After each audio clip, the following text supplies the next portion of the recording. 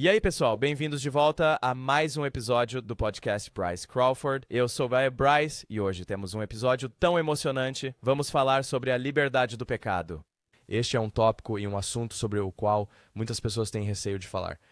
Mas na realidade, eu penso que este é o conceito mais importante a se entender, para além de ser salvo e conhecer Jesus. Eu considero isto crucial. Há muita liberdade, há muito poder nisto. Hoje, teremos um estilo um pouco diferente. Vamos apenas nos concentrar nas palavras, em algumas escrituras que o Senhor colocou no meu coração. Sabe, normalmente eu costumo ler do meu telefone como um esboço e seguir o que o Espírito está me guiando, mas hoje será um pouco diferente. Vamos apenas descobrir o que o Espírito tem reservado para nós. Também temos uma configuração de podcast um pouco diferente agora. Nossa luminária de lava sumiu. Eu quebrei a luminária de lava, então não tem mais luminária de lava. Temos o Jesus em miniatura que os Mormons deixaram no nosso apartamento. E tivemos uns Mormons que tentaram nos visitar e eles deixaram o Jesus em miniatura. E, claro, temos este belo pôster aqui no fundo do JesusInTheStreet.com, onde você pode comprar essa camiseta e outros modelos e moletons. Então acesse o JesusInTheStreet.com e garanta seus moletons e camisetas hoje mesmo. Vista roupas incríveis de Jesus.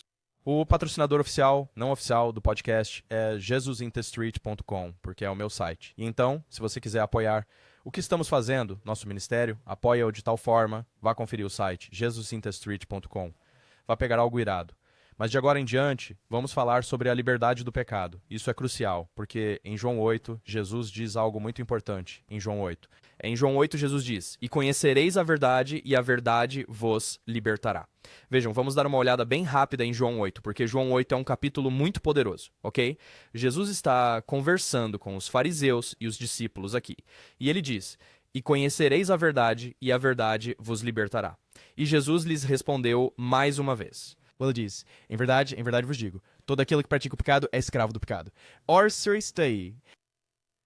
O escravo não permanece na casa para sempre, o filho permanece para sempre. Então, se o filho vos libertar, sereis verdadeiramente livres. Ora, isso é crucial, porque há uma outra tradução, a NLT, onde se diz, um escravo é temporário, mas um filho é para sempre. E assim para alguém que diz, eu peco, não consigo parar de pecar. Eu não consigo fazer isso e aquilo. A Bíblia está dizendo, Jesus diz, a quem o filho liberta, esse é livre de verdade. Então, se você está ouvindo ou assistindo a este podcast e pensa que as coisas com as quais você luta são uma doença incurável, você pensa que sua depressão, sua ansiedade, seus problemas de pecado são uma doença incurável. Então a morte é seu salvador e não Jesus. Porque você acha que precisa morrer para se libertar dos seus problemas, mas não. Jesus já pagou esse preço para que você seja livre hoje. Então quando Jesus ascende ao céu e nos dá o Espírito de Deus, ele nos mostra que podemos ser livres hoje. Porque se Jesus diz, a quem o Filho liberta, verdadeiramente livre será, e a morte e ressurreição de Jesus nos libertou do pecado, então podemos ser livres hoje. Não precisamos esperar até morrermos. Então imagine isto, imagine que alguém vai para a prisão. Eles vão para a cadeia. Estão cumprindo uma sentença agora mesmo. Passam por julgamento, são culpados e acabam indo presos. Então, eles saem da prisão, mas precisam usar uma tornozeleira eletrônica. Será que eles estão realmente livres? Não, não estão livres. Eles ainda continuam sendo rastreados o tempo todo. Estão em prisão em casa, não podem sair, usam tornozeleira. Não é liberdade, é parcial. E é como muitos cristãos vivem. Muitos cristãos vivem como se, sou cristão, sou nascido de novo, mas o problema do pecado se agarrou a mim como uma sanguessuga, então não posso fazer nada a respeito. Mas Jesus está dizendo, não, você pode estar livre disso hoje. Então quando você avança para João 15, uma das passagens mais famosas da Bíblia, Jesus diz, eu sou a videira verdadeira e meu pai é o lavrador. Toda videira em mim que não der fruto, ele a retira, e toda que dá fruto, ele a poda para que dê mais fruto. Vós já estáis limpos pela palavra que eu vos tenho falado. Permanecei em mim e eu em vós. Agora, isso é meio aleatório, pois Jesus deu uma analogia aqui, e o verso 3 surge do nada, onde ele diz, vós já estáis limpos pela palavra que eu vos tenho falado. Então ele volta para a analogia. Permanecer significa permanecer, e assim Jesus nos faz um chamado como cristãos e crentes para permanecermos no seu amor. E na verdade, um chamado a qualquer um, tipo, ei, se você quer permanecer no meu amor, faça-o. Permanecei no meu amor. Mas a razão pela qual ele faz este pequeno desvio, clique onde ele diz, já fostes purificados pela palavra que vos falei, ele diz isto porque é fácil permanecer no amor de Deus quando sabes que foste purificado. Quantas vezes afastaste Deus porque te sentes sujo e sentes que ele não pode resolver o teu problema e então dizes, estou demasiado sujo. Eu não consigo ir a Deus, mas sim, Deus está dizendo, vem a mim e deixa-me te limpar, deixa-me te purificar. O fruto do pecado é a morte, o fruto da justiça é a santificação. Qual deles você quer? Quando você sabe que está caminhando na retidão, você sabe por que está sendo tornado santo. Santificação é o processo de ser tornado santo. E quando você se vê sendo santificado e justo aos seus olhos, é assim que você sabe que está andando no caminho estreito, que a sua palavra é lâmpada para os seus pés. E assim, para permanecer no amor de Deus, você precisa saber que está limpo e livre. E Jesus diz: quem o Filho liberta é verdadeiramente livre. Agora, um dos meus trechos favoritos sobre isso tem que ser Romanos 6, 7 e 8. Vamos passar muito tempo aqui porque isso é fundamental. Paulo escreve sobre isso intensamente. E todas as epístolas de Paulo, na verdade, escrevem sobre isso. E se você olhar, eu quero deixar algo claro para quem ouve ou está assistindo. Quando Paulo escreve sobre as questões do pecado, ele não diz quando você pecar. Ele diz se você pecar, o que significa que é algo subjetivo. Você tem a liberdade de escolher se deseja morder a maçã ou não. Então, quando a tentação se apresenta em nosso caminho, já lemos e falamos sobre isso antes no podcast, em um dos episódios, mas Jesus sempre nos oferece uma porta de saída diante da tentação. Quando a tentação nos é lançada, temos a opção de dizer sim ou não a ela, o que significa que temos o poder de dizer não a toda tentação que nos é apresentada, mesmo que seja um não categórico. Mesmo que a nossa carne queira muito fazer isso, ainda podemos dizer não, pois o Espírito está pronto quando a carne é fraca. E quando Paulo escreve sobre o pecado, ele não diz quando, porque se disser quando você peca, é garantia de que vai pecar e não pode parar. Então, se Paulo diz se você pecar, isso significa espera, existe uma escolha. Eu posso decidir se quero ou não dar uma mordida nesta maçã. Então, a carta aos Romanos, capítulo 6, começa assim: mortos para o pecado e vivos para Deus. O que diremos então? Devemos continuar no pecado para que a graça abunde? Algumas pessoas dizem: Jesus morreu e ressuscitou por mim para que eu possa pecar, posso fazer o que eu quiser. Não é isso que Paulo está dizendo. Ele está dizendo, de modo nenhum, como nós que morremos para o pecado ainda podemos viver nele.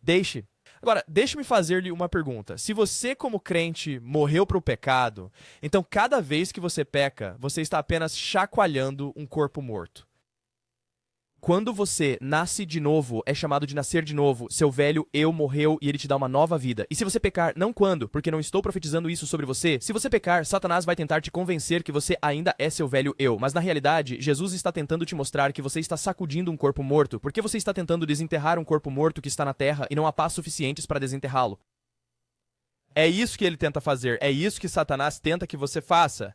Não sabeis que todos nós que fomos batizados em Cristo Jesus fomos batizados na sua morte? Fomos, pois, sepultados com ele pelo batismo na morte, para que, como Cristo foi ressuscitado dentre os mortos pela glória do Pai, assim também nós andemos em novidade de vida.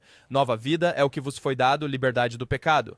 Ouça isto, é poderoso, porque se fomos unidos a ele na semelhança da sua morte, certamente também o seremos na semelhança da sua ressurreição. Sabemos que o nosso velho homem foi crucificado com ele, para que o corpo do pecado fosse destruído e assim não mais servíssemos ao pecado. O pecado pode ser reduzido a nada, porque Cristo o carregou sobre si na cruz. E em Deuteronômio, sabemos que tudo o que pende de uma árvore estava amaldiçoado. Então Jesus se tornou uma maldição numa árvore para que pudéssemos viver e receber uma nova vida. Ora, se morremos com Cristo, cremos que também viveremos com ele. Sabemos que Cristo, tendo sido ressuscitado dos mortos, nunca mais morrerá. A morte já não tem domínio sobre ele. Então, vamos analisar isto. Se o fruto do pecado é a morte e a morte já não tem domínio sobre ele, isso significa que o pecado já não tem domínio sobre Jesus e nunca teve. E significa que não precisa ter domínio sobre nós. Pois quanto à morte que ele morreu para o pecado de uma vez por todas. Mas quanto à vida que ele vive para Deus. Da mesma forma, vocês também devem se considerar mortos para o pecado e vivos para Deus em Cristo Jesus. Se o pecado está morto, então por que você continua escolhendo praticá-lo?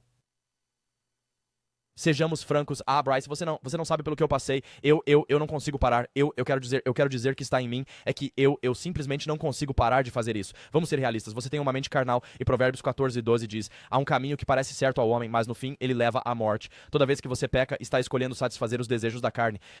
Toda vez você escolhe pecar. Agora você pode escolher colher o fruto do pecado, que é a morte, morder aquela maçã, ou você pode escolher o fruto da vida, a justiça e a santificação que está em Jesus Cristo. Isso é muito poderoso. E o que é que ele diz logo depois disso? Não deixem, portanto, que o pecado reine em seu corpo mortal para fazê-los obedecer às suas paixões. Isso é uma loucura bem aqui. Não ofereçam os seus membros ao pecado como instrumentos de injustiça, mas ofereçam-se a Deus como pessoas que foram trazidas da morte para a vida. O que é que diz Romanos 12? para oferecer o seu corpo como um sacrifício vivo e santo. Toda vez que você pratica uma ação, seja ela um pecado ou para glorificar a Deus, você está, de fato, oferecendo o seu corpo a alguma coisa. Então, quando você peca, como Paulo escreve em Romanos 6, você está oferecendo seu corpo como um sacrifício para ser um instrumento para os caminhos do mundo. Mas, quando você satisfaz os desejos do Espírito e você anda nos caminhos do Espírito e você ama a Deus, você está oferecendo o seu corpo como um sacrifício vivo para o Rei dos Reis e o Senhor dos Senhores, para ser um instrumento para saquear e esmagar completamente as portas do inferno. Isto é poderoso. Olha, estamos indo versículo por versículo aqui porque é crucial. Não importa o que eu diga, importa o que a palavra de Deus diz. O capítulo 6 de Romanos continua. Será que devemos pecar pelo fato de não estarmos sob a lei, mas sim sob a graça? De maneira nenhuma. Vocês não sabem que quando se apresentam a alguém como escravos para lhe obedecer, vocês se tornam escravos daquele a quem de fato obedecem, seja do pecado, que acaba conduzindo à morte, ou da obediência, que acaba conduzindo à justiça? Isso é uma loucura. Ou você é escravo de um dos dois, do pecado ou da justiça.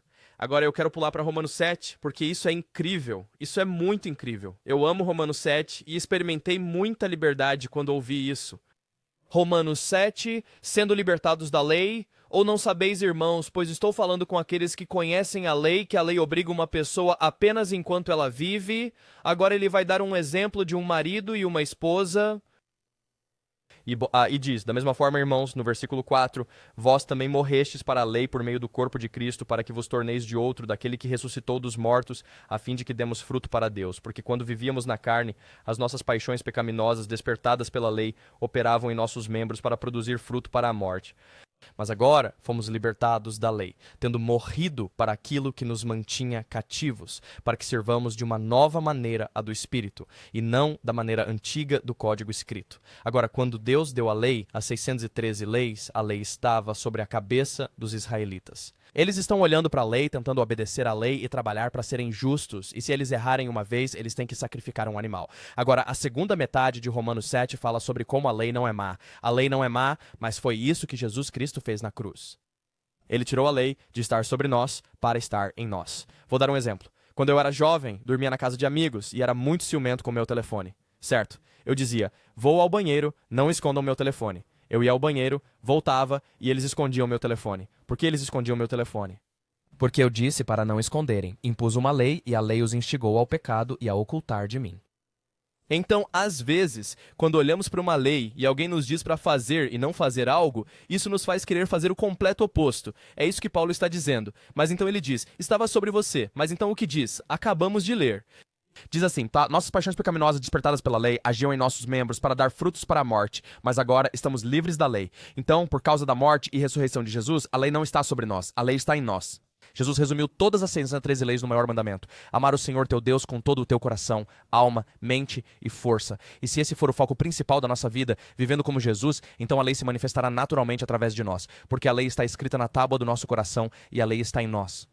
Então, em vez de nós ficarmos correndo atrás da lei da justiça, a retidão naturalmente se manifesta em nós, porque estamos buscando amar o Senhor nosso Deus com todo o nosso coração, alma, mente e força. E então ele diz, o que diremos? Que a lei é pecado? De modo nenhum. Mas, se não fosse pela lei, eu não teria conhecido o pecado, pois não saberia o que é cobiçar se a lei não tivesse dito, não cobiçarás. As nas obediência tab em ti. Mas o pecado, aproveitando a oportunidade pelo mandamento, produziu em mim toda sorte de cobiça, pois sem a lei o pecado está morto. Eu vivia antes, a parte da lei, mas quando o mandamento veio, o pecado reviveu e eu morri. O mandamento que prometia vida me trouxe a morte, pois o pecado, usando o mandamento como oportunidade, me enganou e me matou por ele. Então, o que Paulo está dizendo é que a lei é boa, mas o pecado tentará produzir algo através de algo bom. Ele está dizendo que algo que Deus considerou bom, Satanás tentou usar e perverter para que eu ficasse com ciúmes, para que eu fizesse isso, para que eu fizesse aquilo. Então ele está dizendo que a lei é boa, mas Satanás tentou distorcê-la e pervertê-la para torná-la má. É isso que ele está dizendo. E então Romanos 8, o que diz? Agora, pois, já não há nenhuma condenação para os que estão em Cristo Jesus, porque a lei do Espírito da vida te libertou em Cristo Jesus da lei do pecado e da morte. Isso te libertou. O Espírito da vida, Cristo Jesus, o nascer de novo, te libertou do pecado. É poderoso. Agora vamos para 1 João. 1 João é poderoso. Temos muito em 1 João. E quando eu comecei a pregar isso na internet, muita gente ficou chateada, porque há um versículo aqui em 1 João onde ele disse: bem, não é isso que está dizendo, mas temos que ler o contexto disso. 1 João 1 está falando sobre andar na luz. Versículo 6. Se dissermos que temos comunhão com ele, mas andamos nas trevas, mentimos e não praticamos a verdade. Há muitas pessoas por aí que se dizem cristãs, mas que ainda praticam as coisas do mundo. Ah, sim, sou cristão, mas saio para me embebedar o tempo todo, ou durmo com a minha namorada, ou faço isso, aquilo e mais aquilo. E João está dizendo, se afirmamos ter comunhão com ele enquanto andamos nas trevas, mesmo que um pouco, mentimos e não praticamos a verdade. Mas não temos comunhão com quem traz vida, se só lhe damos 95% de nós. Como podemos experimentar a plenitude de Jesus, se não lhe damos tudo de nós? O que diz depois disso? Mas se andarmos na luz, como ele na luz está, temos comunhão uns com os outros, e o sangue de Jesus, seu Filho, nos purifica de todo pecado. Se dissermos que não temos pecado, enganamo-nos a nós mesmos e a verdade não está em nós. Então, às vezes, é aqui que a gente ganha um alívio. Se confessarmos os nossos pecados, ele é fiel e justo para nos perdoar os pecados e nos purificar de toda injustiça. Se dissermos que não pecamos, fazemo-lo mentiroso e a sua palavra não está em nós. Agora, Paulo está escrevendo 1 João e ele está dizendo... espere, desculpe, não é Paulo quem escreve, é João. E nesta carta, João está a dizer que, para que se possa nascer de novo, é fundamental que se confesse que se cometeu pecados. Quando ele diz, se dissermos que não temos pecado, enganamo-nos a nós mesmos, ele quer dizer que se você não confessou, se você se encara de frente e diz, eu nunca pequei, eu não peco, não faço esse tipo de coisa, nunca fiz nada de errado. Já conheceu alguém que diz, eu nunca fiz nada de errado? Já encontrei tanta gente que fala isso. Uma vez, conversando com alguém, evangelizamos um cara fantasiado de Homem-Aranha e ele disse, eu sou perfeito, eu nunca fiz nada de errado. Ele tipo, não faço cocô, não faço xixi. Eu tipo, cara, nem sei como pode dizer isso. Como não faz cocô? Como não faz xixi? Mas ele diz, eu nunca fiz nada de errado. Então, John diz que se você nunca fez nada de errado, está se enganando. Então ele diz, se confessarmos os nossos pecados, ele é fiel e justo para nos perdoar os pecados e nos purificar de toda injustiça. Se dissermos que não pecamos, fazemos-lo mentiroso e a sua palavra não está em nós. Todos nós pecamos, então, para receber essa nova vida. Temos que confessar os nossos pecados e dizer, Deus, eu sou um pecador, eu sou sujo, eu preciso que me purifiques. Então, o que diz o versículo 2? Meus filhinhos, escrevo-vos estas coisas para que não pequeis. Logo depois de dizer isso, ele afirma que para nascer de novo é preciso confessar que pecou e declarar, eu sou um pecador, eu fiz errado. Aí esse... Mas, então o versículo 2, estou escrevendo essas coisas para vos dizer que precisam reconhecer o vosso pecado para que não pequeis mais. Mas se alguém pecar, temos um advogado junto ao Pai, Jesus Cristo, o justo. Ele é a propiciação pelos nossos pecados, e não somente pelos nossos, mas também pelos pecados do mundo inteiro. Se você pecar, não quando? É se você pecar. A escolha é toda sua. Então, se você pular para o capítulo 2, ele diz, não amem o mundo, nem as coisas que há no mundo. Se alguém amar o mundo, o amor do Pai não está nele. Pois tudo o que há no mundo, a cobiça da carne, a cobiça dos olhos e a ostentação da vida, não procede do Pai, mas sim do mundo. Realmente interessante, toda a primeira epístola de João é poderosa porque ele está escrevendo sobre ser filhos da luz. Agora, quando você for para 1 João 5, ele vai dizer algo realmente poderoso aqui e vamos descobrir a chave para vencer o pecado neste mundo, porque podemos ser livres do pecado. Versículo 1 do capítulo 5. Todo aquele que crê que Jesus é o Cristo, nascido de Deus, e todo aquele que ama o Pai, ama também o que dele é nascido. Certo, se você nasceu de Deus, você nasceu de novo. Se você confessou com a sua boca que Jesus Cristo é o Senhor e você crê no seu coração que Jesus Cristo morreu e ressuscitou, você foi salvo, você nasceu de novo. É isso que ele está dizendo. Se você crê que Jesus Cristo, quem crê que Jesus é o Cristo nasceu de Deus, e todo aquele que ama o Pai, ama quem dele nasceu. Porque Jesus diz, se você me ama, obedecerá aos meus mandamentos. E tudo o que Jesus faz, o Pai faria. Jesus é a personificação do Pai. E assim, se fizermos o que Jesus nos mandou e amarmos tanto Jesus quanto o Pai. Nisto conhecemos que amamos os filhos de Deus, quando amamos a Deus e guardamos os seus mandamentos. Porque este é o amor de Deus, que guardemos os seus mandamentos. E os seus mandamentos não são pesados. Os seus mandamentos visam o nosso melhor. Ora, esta é a chave de como vencer o pecado no mundo. 1 João 5,4. Quer dizer, 1 João 5,4 afirma, porque todo aquele que é nascido de Deus vence o mundo. E esta é a vitória que venceu o mundo, a nossa fé. This your name, yes. A sua fé em Jesus Cristo, ela venceu o mundo. Todo aquele que nasceu de Deus venceu o mundo. Mas aqui está a realidade. Você pode escolher vencer o mundo ou não. Se você tem fé em Jesus Cristo, em pause. A fé é a busca incessante e contínua de Deus, apesar das nossas circunstâncias. Se você tem fé em Jesus Cristo, então isso vai dominar os seus desejos da carne. Se seus olhos estão postos no céu, isso vai dominar os desejos da carne. E as pessoas se preocupam. Eu tenho que fazer isso. Como posso fazer isso? Não é sobre tentar não pecar, é só sobre amá-lo. E quando você o ama, você naturalmente manifesta a justiça através de você. Você não tem que trabalhar pela lei, você só tem que amar Jesus. E ao amar Jesus, você naturalmente manifesta a justiça e a lei. E quando você ama o Senhor, seu Deus, com todo o seu coração, alma, mente e força, então você vai perceber, meu Deus, eu nem estou tentando vencer o mundo. Eu estou naturalmente vencendo o mundo porque tenho fé em Jesus. Não é um truque. É muito simples. Tem uma última escritura que eu quero buscar em uma história para mostrar isso a você no relato da criação. Fica bem no início, lá em Gênesis 3. Vamos ler algo poderoso aqui. Este foi um dos meus sermões favoritos que já fiz. Quer dizer, não fiz, mas que preguei. Desculpe. Agora, quando olhamos para a história da criação, sabemos que Adão, Eva e Deus estão no jardim. Deus deu total responsabilidade a Adão. E então ele diz que Adão precisa de uma companheira e lhe dá Eva. Diz em capítulo 2, versículo 15: O Senhor Deus tomou o homem e o colocou no jardim do Éden para o cultivar e guardar. E o Senhor Deus ordenou ao homem, dizendo: De toda a árvore do jardim podes comer livremente, mas da árvore do conhecimento do bem e do mal não comerás, porque no dia em que dela comeres, certamente morrerás. Então Deus preparou uma mesa para Adão no jardim e disse: Você pode comer de qualquer árvore, só não coma daquela única árvore. Vocês certamente morrerão. Muito bem, vamos lá. Vamos analisar verso por verso aqui na história da criação, no capítulo 3, porque isto é completamente insano. A serpente era mais astuta que qualquer outro animal do campo que o Senhor Deus havia criado. Repare como Satanás se apresenta de forma atraente. Ele não aparece como um demônio com um tridente e chifres. Ele chega disfarçado de uma criatura. Eles não sentem nenhum medo da serpente. Todo mundo Satanás é uma serpente? Por que eles não notariam? Adão e Eva receberam domínio sobre todas as feras, o que é loucura, porque agora, através de Jesus Cristo, temos autoridade sobre o mundo.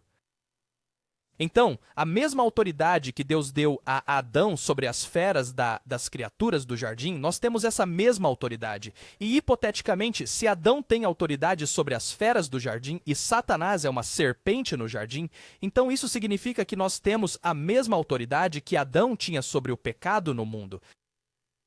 Então, porque sabemos que Adão tinha autoridade sobre as feras, Adão podia escolher dizer não a ele. É loucura. Satanás era uma criatura de rebelião. Ele é uma criatura de rebelião contra Deus. E ele quer levar os humanos à rebelião, porque ele está em rebelião contra Deus. É exatamente quem Satanás é quem a serpente representa. Mas a serpente decidiu ir falar com a mulher. Adão possui a autoridade total dentro do jardim. A responsabilidade foi toda entregue a Adão. Satanás foi procurar por Eva. E ele disse à mulher: Deus realmente disse que vocês não devem comer de nenhuma árvore do jardim? Agora ouçam, prestem muita atenção a esta linguagem, porque acabamos de ler onde Deus deu o mandamento a Adão antes de Eva ser criada, de que ele podia comer de qualquer árvore da árvore do conhecimento de... Ele podia comer de qualquer árvore no jardim, mas não podia comer do fruto da árvore do conhecimento do bem e do mal. Ele disse isso a Adão, depois Eva foi criada. Então, você entra na história, a serpente vai até Eva. Agora, se Adão recebeu total responsabilidade no jardim, era a responsabilidade dele comunicar a Eva o que Deus tinha dito a ele. E a mulher disse à serpente: Podemos comer do fruto das árvores do jardim, mas Deus disse: Não comereis do fruto da árvore que está no meio do jardim, nem tocareis nele para que não morrais. Deus não disse isso. Deus não disse que, se tocassem, morreriam. Deus disse que, se comessem, morreriam. Já há uma falha de comunicação de Adão. Então Eva não sabe a verdade completa aqui. E a serpente disse à mulher: Certamente não morrerás, pois Deus sabe que quando comeres dele, os teus olhos se abrirão e serás como Deus, conhecendo o bem e o mal. Agora, o que conversamos antes? Satanás disse: Quando comerem dele, não se comerem. Ele disse: Quando? Satanás está implicando que ela já vai fazer isso? Deixe-me dar um exemplo. Se eu acordar de manhã e olhar para o meu colega de quarto e disser: Ei, quando vamos à academia? Ele está mais propenso a ir à academia porque estou implicando que ele já vem comigo. Em vez de eu dizer: Ei, você consegue ir à academia?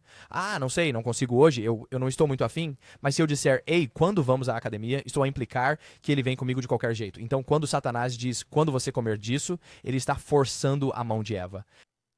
Quando comerem dele, Deus não quer que saibam que se tornarão como ele. Então, quando a mulher viu que a árvore era boa para comer e era um deleite para os olhos, que a árvore era desejável para tornar alguém sábio, ela pegou do seu fruto e comeu. E então ela também deu um pouco ao seu marido que estava com ela, e ele comeram. Então os olhos de ambos se abriram e souberam que estavam nus e costuraram folhas de figueira para fazer aventais. Agora pensem nisto. Adão e Eva tinham perfeita união no jardim com o Pai, então eles estão sempre olhando para Deus. Sim, estou olhando para ele. Estão nus o tempo todo. Olham para ele, não estão cientes da sua nudez. Não se importam. A nudez não é um problema porque estão olhando para ele.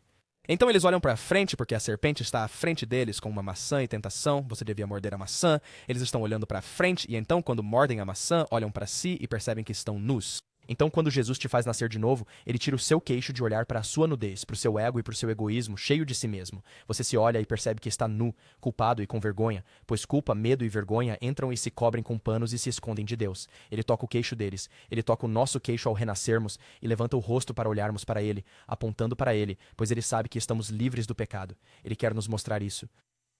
A primeira coisa que Deus faz, ele não grita com eles. Ele diz, onde você está? Ele pergunta, onde você está? Então, se você está assistindo ou ouvindo isso e está em pecado, Deus está apenas te chamando de volta para casa. Onde você está? Ele não está te condenando. Ele está dizendo, eu tenho muito mais para você. Ouça, quando Deus faz isso, para onde ele vai? Ele vai a Adão primeiro. Se você ler a história, ele vai primeiro até Adão, porque ele deu a Adão a responsabilidade. Adão disse, eu não fiz nada, foi a mulher que fez. Ele joga a culpa em cima da mulher. Então Deus vai falar com Eva, o que foi que aconteceu? E ela responde, não foi culpa minha, a serpente me enganou e me fez fazer. Agora, por causa do pecado, a justiça diria que todos nós merecemos punição. Agora Deus nos oferece uma saída para o nosso pecado, que é Jesus Cristo. Assim, há uma punição para Adão e Eva, dor no parto e a morte. Mas por causa de Jesus, nós temos uma porta do outro lado da morte. Porém, a maldição recai sobre a serpente. Deus amaldiçoa a serpente. Ele não culpa os seres humanos. Ele culpa a serpente porque o pecado vem do diabo. Então ele afirma que Satanás é o grande responsável. Ele diz, visto que você fez isso, maldito seja entre todos os animais e todo o gado. Savris auras. Ele diz isso a Satanás. Satanás está destinado à derrota. Ele já foi derrotado. Então, ouça, você pode ser livre do pecado. Paulo escreve, se você pecar, não quando. Então, quero orar para que Deus lhe dê convicção de pecado em sua vida, para que você possa se arrepender, chegar ao arrependimento pleno, dizendo, Deus, quero ser um filho da luz. Eu quero ser um filho da luz. Quero estar em união contigo e andar nos teus caminhos e no Espírito. Vou orar para que Deus abençoe a você e a todos que assistem e ouvem isso. Jesus, eu te agradeço por todos que assistem e ouvem isso. Deus, por favor, traga convicção sobrenatural a cada aspecto do pecado na vida de quem ouve ou assiste a isso. Deus, por favor, traga liberdade e restauração em nome de Jesus. Agradecemos pelas pessoas que assistem e ouvem isso. Deus, te amamos e te abençoamos. Jesus, te agradecemos por sermos livres do pecado. Deus, obrigado por nossas lutas não nos prenderem aqui para sempre. Obrigado por não precisarmos morrer para sermos livres do pecado. Que podemos ser livres do pecado hoje. Deus, te amamos, te louvamos, te agradecemos. Em nome de Jesus, amém. Pessoal, muito obrigado por ouvirem e assistirem. Se quiserem acompanhar, postamos os vídeos no Instagram, Bryce Crawford Podcast, Bryce Crawford Podcast no YouTube e no Spotify e Apple Music. Pessoal, apoiem o que estamos fazendo. Apoiem o nosso ministério. Acesse jesusinthestreet.com. Garanta roupas e moletons top. Amamos vocês. Obrigado a todos por ouvirem. Até a próxima.